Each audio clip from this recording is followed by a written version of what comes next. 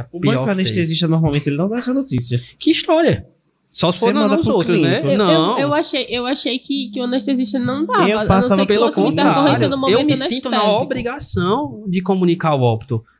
Às vezes Mas é até uma coisa mais... sua. Mas é uma coisa minha. No Mas geral, na verdade normalmente é pro deveria ser. clínico. Porque o clínico vai... Não sei como o clínico vai chegar e falar. Porque às vezes o clínico, ele faz todo o processo lá, né? De avaliação, pré-anestésica, ele encaminha pra cirurgia. Da cirurgia pra falar também. Ele não sabe nem até o que aconteceu lá. Às vezes o clínico vai embora e quem fica é a equipe cirúrgica. Então, assim, a nossa função, cirurgião, deixa eu falar. Eu, particularmente, eu sempre trago essa responsabilidade pra mim, junto com o cirurgião.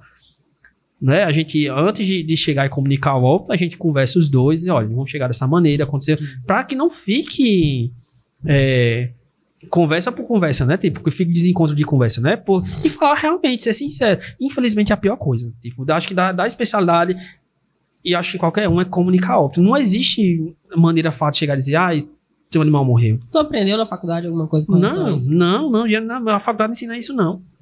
A faculdade não ensina Você isso. aprende no primeiro óbito que você tem. A gente vai lidando com esse lance. Plantão. É uma coisa que a faculdade não ensina. É comunicação clínica. Uhum. Eu acho fantástico que na UNP tem disciplina de comunicação clínica. Mas o pior é que não existe uma receita de bolo, não existe uma maneira de você aprender a conversar. A gente faz algumas simulações.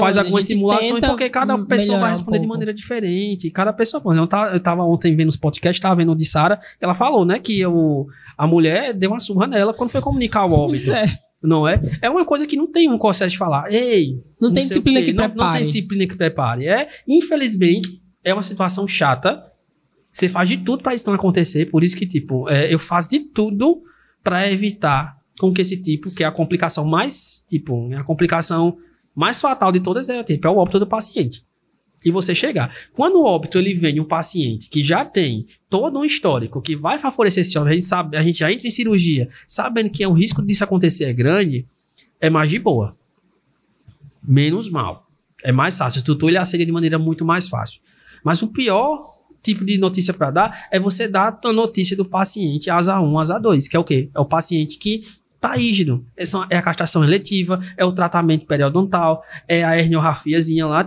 É a pior notícia de óbito que você tem que dar, porque o tutor entrega o paciente com o rabo abanando para você e por complicações, por coisas individuais que acontecem do próprio paciente, por circunstância o animal morre. Infelizmente, é sempre que eu falo, quando eu vou conversar até hoje eu tenho isso, mesmo que eu não tenha a oportunidade de conversar com o tutor, eu dou um jeito, pelo menos, de chegar e conversar um pouquinho. Tudo bem, meu nome é Natália. Assim, é quase um mantra, né? Tipo, que a pessoa fala, porque é praticamente uma cláusula, mas que a pessoa não... Você acha que o tutor vai assinar e vai ler ponto a ponto daquele termo de autorização que o hospital dá, né? É de praxe, tem que ter, né? A gente não pode pegar no animal sem aquele estar assinado, mas dificilmente é o tutor que vai ler aquele de ponta a ponta. Mas eu tento reforçar os pontos mais importantes. Eu sempre chego a perguntar qual a idade do paciente, né? Eu sempre peço os exames antes para dar, pelo menos antes da cirurgia. Tento olhar quais são os exames, quais são as coisas. Tento perguntar histórico se o paciente já foi anestesiado, se já teve complicação. E eu sempre enfatizo e gosto de falar da categoria de risco. Eu acho que é importante, eu sempre repasso isso. Lá no CSV eu repassava isso para os alunos. É extremamente importante que você verbalize a categoria de risco pro tutor. E que existe um risco. E que existe. Ele falou pra mim, ele foi anestesiar a minha cadelinha. É ele falou pra mim, porque né? eu tenho muito receio disso, porque o que acontece? Há um tempo atrás, nós tínhamos um risco gigantesco com anestesia, né? Pelo fato de técnica, de não ter material, essas coisas. Só que, em contrapartida, veio a anestesia inalatória. Só que veio a anestesia que possibilitou a realização de vários procedimentos em um monte de paciente diferente e diminuiu bastante a morbidade. E a anestesia inalatória, ela foi vendida como a mil maravilha do mundo, uma coisa mais segura. Uma coisa mais segura, como se não existisse intercorrência nenhuma, mas só que está extremamente errado. A anestesia inalatória, ela tem risco como qualquer outro tipo de técnica anestésica.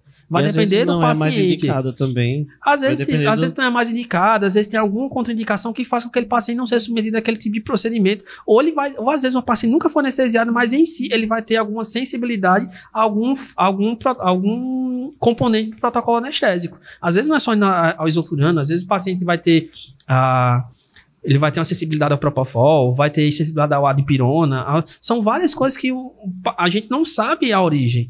mas que culminou naquilo. E é extremamente importante que a gente verbalize. Eu sempre gosto de verbalizar para o tutor. Embora seu paciente tenha uma classificação de risco que seja tipo 1, né, que é a menor de todas, é um paciente ISO ou ISO 2, o risco sempre vai existir. Sempre vai existir. Que risco é esse? Parada cardiorrespiratória. A gente faz de tudo para que isso não aconteça, mas é uma complicação que pode ocorrer, além de outras. Mas eu gosto de enfatizar. Não é, de certa forma, botar medo no tutor. É deixá-lo ciente de que ele precisa, aquela técnica que a gente está usando, aquele procedimento, ele tem um risco para o animal. Não é dizer assim, é super tranquilo, é só uma castraçãozinha, não vai demorar, é super tranquilo, a gente faz isso. Não, porque é nisso que você vai se quebrar. Então, eu sempre gosto, é uma nuance entre você trazer confiança para o tutor, mas ao mesmo tempo deixar o alerta de que complicações podem acontecer. E isso é um papo que com o tempo você vai desenvolvendo, né? Então, assim, não tem faculdade, não tem disciplina para isso, né? Então, eu aprendi isso observando, somando as pessoas que quando eu fazia estágio, né, que eu sempre acompanhava. A gente que é veterinário, a gente tem um pouco de psicólogo e terapeuta também, né? A gente pega os animais e às vezes, tipo, o tutor tá lá um bagaço psicológico, a gente precisa, de certa forma, dar um apoio, dar um certo suporte, um certo apoio, e é difícil isso. É difícil, a gente às vezes não tem preparo para isso. Não tem preparo para conversar. Né? Aí que vem o lance da comunicação, saber se comunicar, saber se expressar, né? É a dádiva, é a grande chave. Se você souber se comunicar, saber verbalizar, saber se fazer ser entendido, né? Principalmente por uma pessoa que talvez não tenha o mesmo conhecimento que você, né? Que às vezes o cara vai falar pro tutor, vai falar um monte de termo técnico, ele nem sabe o que é que tá se passando ali. É uma forma de você humanizar o teu trabalho, né? Trazer ele para um nível que a pessoa consiga compreender. Deixar claro para quem tá ouvindo, claro, né? Deixar claro. É importante, né? A gente fazer isso, isso é vai de cada um, né? E é uma coisa que eu sempre tento falar para os tutores, né? A gente tem risco disso, mas a gente já tá acostumado a fazer, não é? É uma cirurgia simples, mas mesmo na cirurgia simples, a gente se resguardou de tudo que é possível para ver que realmente ela está nas melhores condições de ser submetida à cirurgia. A gente tem uma equipe boa, né? Bons fármacos, boa técnica anestésica. Querendo ou não, é o momento da gente vender o nosso peixe também, não é? Eu não sou amador nisso, né? Já tem um certo tempo que eu estou trabalhando. Então, são maneiras da gente passar confiança pro tutor, tá ali, né? Não é? E ele entra muito mais confiante, não é? Muito mais confiante e também ciente de que problemas podem acontecer. Mas mesmo diante de tudo isso, é difícil dar o diagnóstico, dar a notícia do óbito, né? Morreu. É triste. Agora, infelizmente, o paciente faleceu. Aí na hora que, tipo, a gente se cala. Por quê? O que é que eu vou dizer? Não, o paciente morreu. Não adianta eu ficar naquele momento dizendo, não, porque teve uma complicação no fármaco. Não adianta. Não adianta. E você não sabe. Ele já não vai escutar nada. A partir do momento que o paciente morreu, ele não vai escutar mais nada. Ele vai ficar na dele, processando aquela história.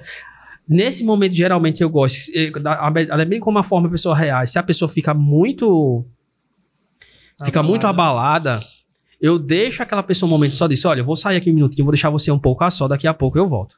Pra pessoa processar. E volto. Aí vem a parte que é a mais chata, né? Que às vezes nem sempre a gente tem essa vantagem de trabalhar num local que te dê essa estrutura, porque eu já trabalhei no hospital em Fortaleza, que nós tínhamos, nós comunicávamos o óbito e vinha uma pessoa pós isso, não é? Para falar a questão de trâmite, né? Tipo, porque às vezes tem a questão burocrática de hospital. Não, a conta é isso, não sei o quê. A parte de cemitério, de crematório. Então, assim, eu já trabalhei num hospital que, graças a Deus, não tinha esse trabalho, essa responsabilidade de ter que repassar. Porque já é tão pesado pra gente comunicar o óbito, a pessoa já tá passando por um processo que é tão difícil para a gente ter que lidar com essas questões burocráticas. Né? Que às vezes nós deixávamos assim, olha, vá para casa, né? Tipo, se acalme um pouquinho. Sempre perguntava se a pessoa gostaria de ver o animal, porque tem gente que quer ver, tem gente que não quer. Se o animal quer ver, tipo, tem toda a questão de preparação, né? Não é simplesmente pegar o animal do jeito que estava lá na mesa. Uhum. É você deixar o animal de uma maneira digna, né? Tipo, isso mostra até como uma responsabilidade que você tem mesmo com o corpo do animal. Não é porque o animal perdeu a vida que você vai tratar ele agora de qualquer maneira. Não é só um corpo ali, né? Alguém gosta muito daquele animal, alguém preza muito por aquilo. E vai ficar uma cena muito forte, chocante, a pessoa vê um animal aberto de todo jeito, né? Então, assim, preparar o animal direitinho, botar no local seja adequado, né? Então, assim, são coisas que a gente vai aprendendo no dia a dia. No dia a dia, né, com a carreira, ele vai passando. Mas é muito difícil.